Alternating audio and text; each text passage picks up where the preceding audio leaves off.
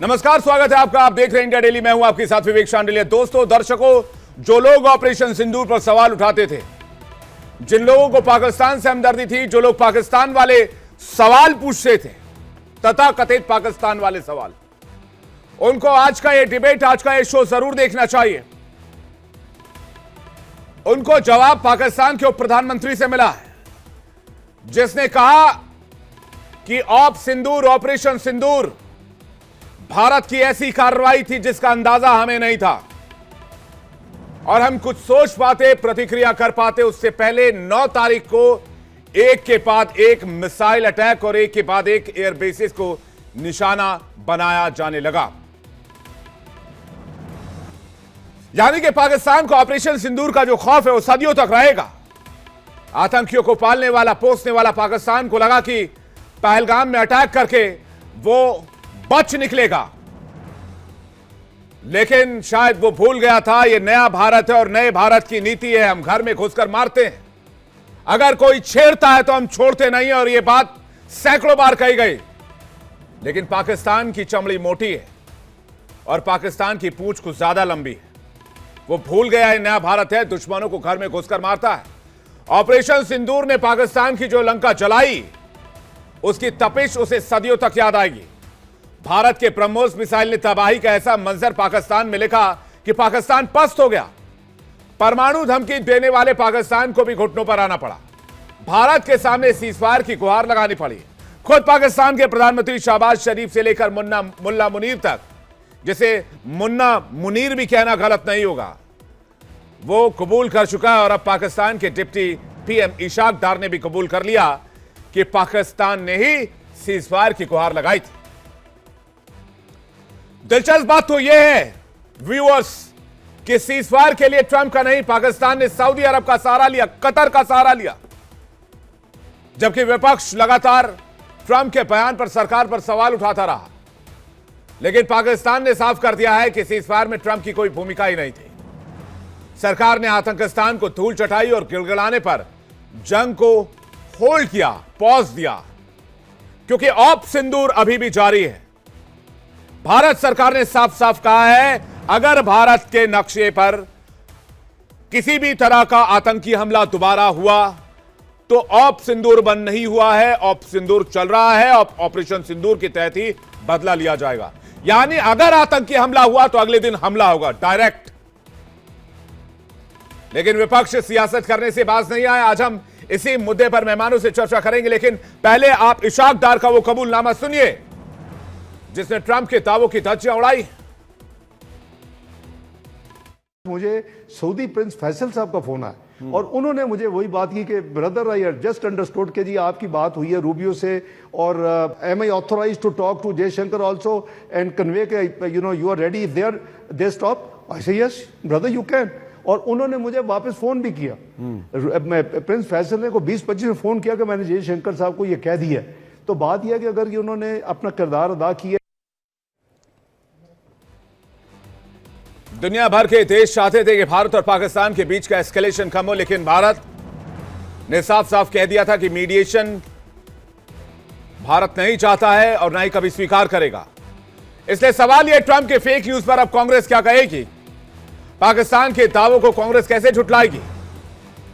और क्या सीजफायर पर उठे सियासी बवंडर पर कांग्रेस से सवाल नहीं पूछे जाएंगे, विपक्ष से सवाल नहीं पूछे जाएंगे? बातचीत करने के लिए शुभेंदु शेखर अवस्थी, प्रवक्ता बीजेपी, हमारे साथ हैं। डॉक्टर शिवानंद हुलियालकर, प्रवक्ता कांग्रेस पार्टी, हमारे साथ हैं। कर्नल शरद शरण, डिफेंस एक्सपर्ट, हमारे साथ हैं। निवान शर्मा, प्रवक्ता आम आदमी पार्टी, हमारे साथ हैं। सौरभ दुबे, राजनीतिक विश्लेषक, हमारे साथ हैं। और राहुल लाल, राजनीतिक विश्लेषक, हमारे साथ हैं। आप सभी लोगों का बहुत बहुत स्वागत है। चूंकि इंतजार तो शिवानंद जी का हो रहा है, लेकिन शरद शरण जी से शुरुआत कर लेते हैं और राहुल लाल जी से शुरुआत कर लेते हैं। राहुल लाल जी, अब क्या कहेंगे आप? अब पाकिस्तान ने भी कह दिया है कि भाई हमने सऊदी के प्रिंस को बोला, हमने कतर से रिक्वेस्ट की कि अगर आप बात कर सकते हो तो बेशक बात कीजिए, हमने उनको ऑथराइज किया। विवेक जी, इस पूरे प्रकरण में कांग्रेस क्यों शर्मिंदा होगी और कांग्रेस का कौन सा पक्ष गलत हुआ, ये तो मुझे समझ में ही नहीं आ रहा है। कांग्रेस और तमाम विपक्ष तो ये चीज कह रही थी कि भारतीय सेना काफी आक्रामक ढंग से पाकिस्तान के ऊपर हमला कर रही थी। अचानक से सीज फायर क्यों हुआ, वो सीज फायर क्यों हुआ, यह सवाल बना हुआ था, और वो सवाल अभी भी भैया बना हुआ है। आप जो राहुल लाल जी मूड़ी नीचे सर पैर ऊपर करके दिन रात कहते थे ट्रंप ने सीज फायर करा दिया, अब क्या कहेंगे? ये बस कहना इसी बात को लेकर है, सवाल इसी बात को लेकर है। जी मेरी बात तो पूरी होने जाने दीजिए। देखिए विवेक जी, सवाल मुख्य रूप से विपक्ष ये उठा रहा था कि आखिर क्यों हुआ सीज फायर, और नंबर 1 सवाल। नंबर 2, जब भारतीय मीडिया में भारत सरकार ये चीज हम लोगों को बताती है कि आंखों में आंखें डालकर जो है कि मोदी जी ने जो है कि फोन पे 2 टूक ढंग से समझा दिया है ट्रंप को, उसके बावजूद ट्रंप की तरफ से ये बयान आता है, और वो क्या बयान आया वो हम लोगों ने सुना। ट्रंप ने फिर से 15वीं बार फिर से बोल दिया कि समझौता सीज फायर हमने करवाया है, ट्रेड डील कराने के लिए हम दबाव डाल रहे हैं। तो भाई ट्रंप के साथ, अमेरिका के साथ हम लोग एक तरह से सोचे कि स्ट्रेटेजिक रिलेशनशिप है भारत और अमेरिका का। अरे भैया, जब तो पाकिस्तान को मार पड़ रही थी तो दुनिया भर के देश कह रहे थे कि भैया उसको छोड़ दो, रहम कर दो, उसके लिए हो गया, इतना खर्चा पानी काफी है। यही बात है ना, आप लोग जो है वो दाना पानी लेकर पीछे पड़ गए कि ट्रंप जी ने सीज फायर करा दिया, ट्रंप जी ने सीज फायर करा दिया। अब जब ट्रंप की बात आप मान रहे हैं तो पाकिस्तान को प्रधानमंत्री की बात नहीं मानेंगे? नहीं, अच्छा आप पाकिस्तान के उप प्रधानमंत्री के बात को मान लीजिए और अमेरिकी राष्ट्रपति के बात को मत मानिए, ये तो बड़ी अच्छी बात है। मतलब हम पाकिस्तान के ऊपर विश्वास करेंगे हम लोग। नहीं तो जिसको, अरे भैया जिसको मार पड़ी वो तो पाकिस्तान तो जश्न मना रहा था। विवेक जी, अभी भी सवालों के घेरे में कि ट्रंप को आखिर किस ढंग से समझाया गया? सवालों के घेरे में राहुल लाल जी आप हैं। मुझे एक बात बताइए, मुझे पाकिस्तान के कबूलनामे की बात मानेंगे कि नहीं मानेंगे? बस इतना बता दीजिए कि नहीं मानेंगे। पाकिस्तान का यह कबूलनामा तो हर भारतीय मानेगा कि भारतीय सेना ने बड़ी शानदार और जबरदस्त काम किया था, और 10 मई को सीज फायर नहीं होना चाहिए था, पाकिस्तान के 3 टुकड़े होने चाहिए। विपक्ष और पूरा कांग्रेस तमाम विपक्ष यही बात तो दोहरा रहा है, और कौन सी नई बात दोहरा रहा है? और अभी भी ट्रंप लगातार बोलते चले जा रहे हैं इस समय भी कि हमने, वो ट्रंप ये नहीं बोल रहे कि समझौता कराया, ट्रंप बोल रहे हमने धमकी देकर जो है कि दोनों को युद्ध रुकवाया। भैया आपने तो परमाणु शक्ति बनने दिया पाकिस्तान को, अब आप कह रहे उसके 3 टुकड़े कर देते। 71 में आपके पास मौका था, ना वो परमाणु शक्ति था, ना एटॉमिक पावर था, कुछ नहीं था। उसी समय पीओके वापस ले लेते, 93,000 सैनिकों के अदले बदली में शर्त रख देते, बात खत्म हो जाती। अब उसको आप लोगों ने एटॉमिक पावर बनने दिया, आप कहते उसके 3 टुकड़े कर दो। इतना आसान लगता है क्या? नहीं, T20 मैच चल रहा है क्या? 1971 में 2 टुकड़े हुए कि नहीं हुए? अरे 2 टुकड़े हुए तो मिला क्या उससे? अगर कांग्रेस ने 2 टुकड़े पहले ही से थे। अरे भाई साहब, 2 टुकड़े पहले ही से थे, एक पूर्वी पाकिस्तान, एक पश्चिमी पाकिस्तान, नाम ही तो बदला है। 2 टुकड़े क्या होता है? 2 टुकड़ा तो पहले ही था, एक इस तरफ था, एक उस तरफ था। कौन सा? तो आपका अगर इतना ही बस चलता तो आप उसको तोड़ के बलूचिस्तान और पाकिस्तान को अलग कर देते, फिर मैं मानता कि भाई राहुल लाल जी बड़ी अच्छी बात कर रहे हैं। पहले से नहीं थे, एक पूर्वी पाकिस्तान था, एक पश्चिमी पाकिस्तान। अरे तो नाम ही तो था सर, और क्या था? नहीं, आप पूर्वी पाकिस्तान वो टुकड़ों में बटा हुआ था ना, टुकड़ों में बटा हुआ था ना विवेक जी, भौगोलिक बटा हुआ था। और पाकिस्तान के लिए वहां तक सेना पहुंचाना बहुत मुश्किल है, क्योंकि 93% लैंडलॉक्ड कंट्री है बांग्लादेश, भारत की सीमा से लगता है। बात जो रियलिटी है उसको मानिए राहुल लाल भाई, मैं आपकी बहुत इज्जत करता हूं, मैं मानता हूं आपकी बहुत फैक्ट पर आप बात करते हैं। जी, आप वो बात पूरी करिए, फिर मैं जी विवेक जी, बीजेपी प्रवक्ता से मेरा एक सवाल जरूर पूछ लीजिए। शुभेंदु शेखर जी बैठे हुए, पूछ लीजिए। बस उनसे मैं एक छोटा सा सवाल है कि वो पाकिस्तान के उप प्रधानमंत्री पे ज्यादा भरोसा करते हैं, हाँ। अमेरिकी राष्ट्रपति ट्रंप पे ज्यादा भरोसा करते हैं, नंबर 1। हाँ। और नंबर 2, आज पाकिस्तान को अंतर्राष्ट्रीय स्तर पर जो इज्जत मिली है, मैं ये सवाल पूछूंगा कि पाकिस्तान के सेनाध्यक्ष को, उस गद्दार सेनाध्यक्ष को जो आतंकवाद की घटना फैलाता है, उसको ट्रंप अपने साथ बीजेपी से उन्होंने पूछा। मैं नहीं, शुभेंदु शेखर जी से एक सेकंड शुभेंदु शेखर जी इसका जवाब देंगे, फिर मैं आ रहा हूं आपके सौरभ दुबे जी। शुभेंदु शेखर जी। अरे राहुल लाल जी, मोदी जी का विरोध करते करते आप लोग देश का विरोध करने लगे हो, और अब तो लगता है पाकिस्तान का सपोर्ट करने लगे, और आपको शर्म भी नहीं आ रही आप लोगों को कि कितने बार आपको बताया जाए? आप सेना की बात मानोगे कि ट्रंप की बात सुनोगे? आप सेना का डीजीएमओ की बात, प्रेस कॉन्फ्रेंस सुनोगे कि पाकिस्तान की बात करोगे? और आप जब आपके मुंह पे कोई भी जवाब नहीं है, तब भी आप कुतर्क कर रहे हो। राहुल लाल जी, आप अपने आप से पूछना, क्या आपको जो लोग देख रहे हो उनसे पूछना कि आपके प्रश्नों के जवाब या आपके प्रश्न कितने सही थे। आपने कहा सरेंडर, नरेंद्र, अरे राहुल लाल जी, दुनिया नहीं भूलेगी, देश नहीं भूलेगा, बच्चे बच्चे नहीं भूलेंगे कि 55 साल में भी राहुल गांधी बचपन की बातें कर रहे हैं, बचपने की बातें कर रहे हैं।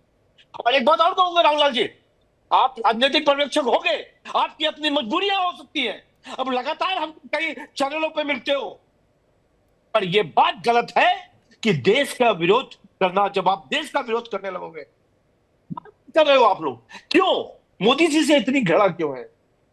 अभी आप कह रहे थे सब बात के ऊपर, हम कोई भी टॉपिक को कनाडा में बुलाया नहीं गया, बुला लिया गया तो क्यों बाद में बुलाया गया, इतनी फेक न्यूज चलाओगे आप लोग, एक आदमी से कितना डरते हो आप लोग? मैं ये कहता हूं, इतना अच्छा इस देश के लिए और किसी देश के लिए भी युद्ध ठीक नहीं है। हमने सबसे पहले उनके आतंकी जो जगह थी उस पर हम लोगों ने अटैक किया, जब उन्होंने फायर करना चालू किया हमारे सभी जगहों पर, तो हमने अपनी मिसाइलें छोड़कर उनके सभी जगहों पर छोड़ा और उनकी एक भी मिसाइल हमने यहां आने नहीं दिया। ये भारत है, नया भारत है राकेश लाल जी। इस नए भारत में फिर से समझा दे रहा हूं कि छेड़ोगे तो छोड़ेंगे नहीं। नहीं, लेकिन ये सवाल वो ये पूछ रहे हैं कि बार बार इसमें डोनाल्ड ट्रंप उछल के कूद के क्यों घुस जा रहे हैं, वो किसी की और अपनी ये मर्जी उनका है, बयान ऐसा नहीं है कि कोई एक बार दिया गया, वो 12-13 बार सेम बात बोल चुके हैं। देखिए डोनाल्ड डंक कहते हैं ट्रंप साहब का जो स्टेटमेंट है वो आप देखिए कितने स्टेटमेंट दे रहे हैं, हर दिन के अंदर वो 20 स्टेटमेंट देते हैं। हर बात पे हमको क्यों रिएक्ट करना चाहिए? आपको अपने देश की सेना के ऊपर विश्वास नहीं है? सेना पर जो लोग जी। बोल रहे हैं, जो वहां का डीजीएमओ बोल रहा है भारत का, उस पर आपको सुनना चाहिए कि दुनिया के कौन नेता बोल रहे जी। हैं, क्या बोल रहे हैं, कैसा बोल रहे हैं, उस पर विश्वास करोगे आप। ठीक है शिवानंद जी, किस पे विश्वास करेंगे? ये बीजेपी प्रवक्ता इतना जोर जोर से जैसे कि वही खुद जाके लड़ रहे हैं। हमने कांग्रेस पार्टी इंडिया गठबंधन पूरी तरह से आदरणीय देश के प्रधानमंत्री मोदी सरकार 40 पार्टी लेके चल रहे हैं, उनको हम सपोर्ट आज भी है, कल भी। देश सर्वोपरि है, ये भूल गए क्या? कुछ भी बोल रहे इधर बैठ के, बकवास कौन सुनने आ रहे हैं इधर? सर दूसरी बात, डोनाल्ड ट्रंप के साथ इतना अगर डर नहीं है तो नरेंद्र मोदी पार्लियामेंट हाउस में हम रिक्वेस्ट किया, पार्लियामेंट हाउस लीजिए, जो भी है सच्चाई सामने आने तो। इतना डर रहे क्यों? सच्चाई अदानी को तो नहीं, अदानी को बचाने के लिए डोनाल्ड ट्रंप ने सौदा किया इन्होंने, मोदी साहब। ये नरेंद्र नहीं, नाम नरेंद्र, काम सरेंडर है। इनको दूध का दूध पानी का पानी। आज देखिए, आप ही देखिए कितना गोदी मीडिया ने, सर आपकी बात नहीं कर रहा हूँ संडल जी, ये लोगों ने कराची में अटैक किया, उधर जाके किया, इधर जाके किया। मैं इधर ये इतना ही पूछ रहा हूँ, 4 आतंकी आया किधर से, कितना आतंकी को मारा, वो लोग कहाँ गए, और उस बारे में कुछ भी नहीं बोल रहे। सिंदूर के नाम पे सौदा किया। आज भी मैं डंके के साथ बोलता हूँ, कोई भी किसी का स्टेटमेंट का हम भरोसा क्यों करना है? मैं मेरे देश के प्रधानमंत्री नरेंद्र मोदी, मेरा भी है, उनका भी है, 140 करोड़ जनता का मेरे को अभिमान है। नरेंद्र मोदी पार्लियामेंट हाउस लीजिए, जो भी है जयशंकर जी पूरी तरह से पार्लियामेंट हाउस लेके सब स्पेशल पार्लियामेंट हाउस। क्या जानना क्या चाहते हैं आप लोग?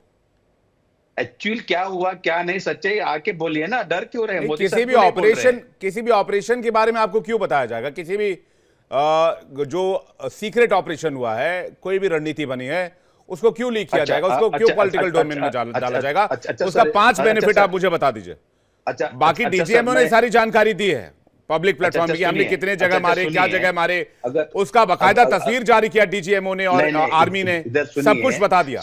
आप क्या जानना चाह रहे हैं? आपकी पार्टी सिंगापुर में मिस्टर चौहान साहब ने, जो आर्मी के जो चीफ था, उन्होंने खुद बोला है कि हमारा 5 प्लेन गिरा दिया है। नहीं, ये गलत कोट कर रहे हैं आप। नहीं, उन्होंने कहा if there is war there are losses, ये लाइन थी उनकी। अगर जंग है तो नुकसान होता है। हाँ, होता है। मैं भी मानता हूँ सर। देखिए, आतंकवादी, कितना आतंकवादी मारा, क्या हुआ? मैं बोलता हूँ प्रेस को सब बाहर रखो। Cigarette Narendra Modi ji, LOP opposition leader तो राहुल गांधी जी है, उनको सब पार्टी को दलील लेके बस सर्वदलीय बैठक 2 बार बुलाया। भाई साहब, आर्मी ने सब बता ही दिया, तो मैं जानना चाह रहा हूं आप क्या जानना चाह रहे हैं? सौरभ दुबे कुछ कहना चाह रहे हैं? उसके बाद में निवान शर्मा जी और कर्नल शरद शरण आपके पास आ रहा हूं। बीजेपी देखिए, मेरी बहन सोफिया कुरैशी आज जाके पाकिस्तान में रात को 1:10 हो गया नहीं, जानना क्या चाह रहे हैं? मैं ठीक है, मैं आ रहा हूँ। शिवानंद जी, एक सेकंड वेट कीजिएगा। सौरभ दुबे जी, देखिए, हो क्या रहा है कि आज जो दर्शक हैं हमारे, जो प्रबुद्ध जनता है, जो एक बड़े पैमाने पर इस शो को देखती है, वो इस शो को देख रही होगी तो ये सोच रही होगी कि आजकल लोगों, हमारे हिंदुस्तान के अंदर कुछ पार्टी के प्रवक्ताओं को या कुछ जो विश्लेषण करने वाले लोग हैं उनको क्या हो गया है कि उनका जो विश्लेषण होता है या कुछ पार्टी के प्रवक्ता जो बयान देते हैं वो लगातार पाकिस्तान के पक्ष में जाता हुआ दिखाई देता है।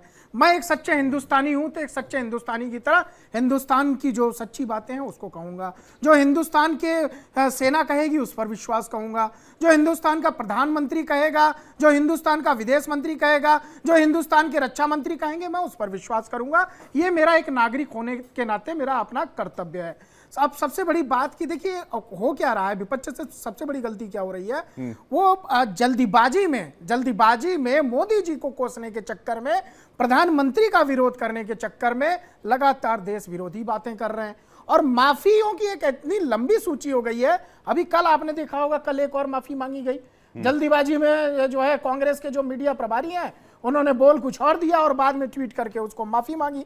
तो मेरा मानना यह है कि जो एक विपक्ष है जिसके अंदर परिपक्वता की कमी लगातार दिखाई दे रही है, चाहे उनका मीडिया सेल हो, चाहे उनके प्रवक्ता हो और उस कांग्रेस पार्टी के विचारधारा से संबंधित लोग हों। देखिए जिस प्रकार से ट्रंप लगातार कुछ भी कह रहे हैं, सिर्फ हिंदुस्तान के बारे में नहीं कह रहे हैं। ट्रंप आपको नहीं लगता भारत की गरिमा गिरा रहे हैं? नहीं, ट्रंप की क्या औकात है भारत की गरिमा गिरा यूएस के राष्ट्रपति हैं, कैसे कह देंगे? मैं बिल्कुल कह सकता हूं कि राष्ट्रपति हैं तो अपने देश के राष्ट्रपति हैं। हिंदुस्तान की वजह से ना तो वो राष्ट्रपति हैं और ना हिंदुस्तान उनको राष्ट्रपति बनाने में इंटरेस्ट लेगा। दूसरी बात यही किसी दूसरे देश से सम्मान मिलता है तो हम कहते हैं ना हमें भारत गौरवान्वित महसूस कर रहा है। नहीं तो गौरवान्वित महसूस करेगा ना, लेकिन जो भारत की खिलाफत करेगा हम उसकी क्या उसको सम्मानित करें। अगर भारत तो के बारे में हवा में जाने देंगे, कोई विवादित हवा में वो बोल ही रहे हैं भाई, सारा देश पूरा विश्व उनसे परेशान है। फ्रांस के राष्ट्रपति के बारे में उन्होंने क्या बोला, अभी उन्होंने रसिया के बारे में क्या बोला, उन्होंने चाइना के बारे में क्या बोला, जो कुछ बोल रहा है वो उसको पलट करके, मुझे लगता है कि उनकी जो मानसिक स्थिति है बहुत अच्छी नहीं दिखाई दे रही है। अमेरिका खुद उनसे परेशान है और एक उनसे जो बड़ा बिजनेस ग्रुप जुड़ा हुआ था, बड़े बिजनेसमैन जुड़े थे, आपने लगातार देखा कि अभी पिछले 10 दिनों में उनके ऊपर भाई साहब एक दो बार बोलता तो समझ में आता, भाई साहब बोले बोले जा रहे हैं, भारत 13 बार बोल चुके हैं। मोदी जी ने ऐसे कैसे बोलने देंगे? मोदी जी ने बात तो की उनसे आधे घंटे फोन पे, और फिर उसके बाद तुरंत बयान आ गया आधे घंटे के बाद। भाई एक बात बताइए, अगर कोई पागल हो गया है तो उसके लिए आप क्या इलाज करेंगे? आप अमेरिका के राष्ट्रपति को पागल? बिल्कुल, हमारे लिए तो उस पागलपन वाला बयान है, हम तो उसको मानते ही नहीं। हम मानते हैं अपनी देश की सेना का बयान। और दुर्भाग्य है कि इस देश के अंदर हमारी इतनी सेना जिसपे हमें गर्व होना चाहिए, जिसके जो है प्रेस कॉन्फ्रेंस में सारा कुछ क्लियर कर दिया गया, विदेश मंत्री के द्वारा क्लियर कर दिया गया, उसके बाद हमें पाकिस्तान के लोगों से प्रमाण लेना पड़ रहा है। ये हमारे कांग्रेस जो विपक्षी पार्टियां हैं उनकी जो है